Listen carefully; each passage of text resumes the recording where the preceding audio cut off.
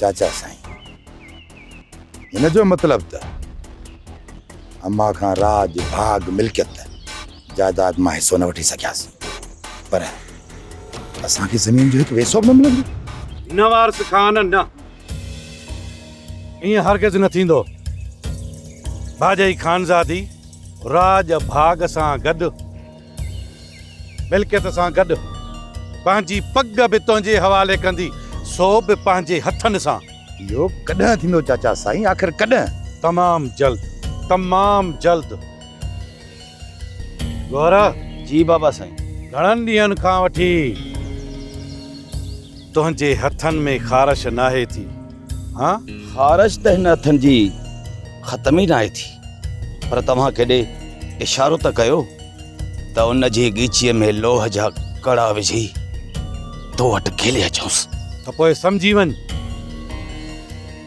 तुंहिंजो टारगेट आहे हींअर ढोलू। ढोलू? हा रबू, ढोलू। सम्झी वई न? जंहिं मूंसां कुझु वधीक बदतमीज़ी कई हुई। अरे सा मुंहिंजो बि हिसाब किताब रेला पुराणो ढोल वॾे, वो पंहिंजे भाइरनि सां गॾु मूंसां विड़ियो हो। हाणे मां ऐं कुंवर करजी ढोलू खे सटको ॾींदासीं। रईस बाबा, रबू उहो कहरी कैरट आहे जो दुश्मन जूं मुंडियूं कटे छॾींदो, मुंडियूं।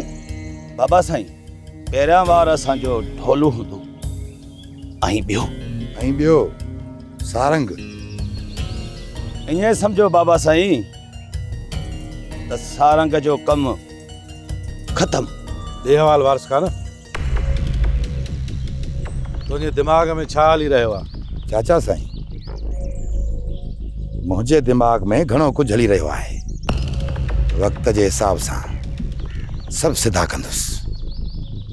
पंहिंजी दिमाग़ जी ताक़त सां सभु मसला सिधा कंदुसि। चओ त मुसीबत जो ॿियो नालो वारिस खान आहे। वारिस खान जेकॾहिं वसे त वॾपुड़ो, जेकॾहिं कड़के त कारी कार। ओ ईअं वारिस खान, ईअं हिमत कर।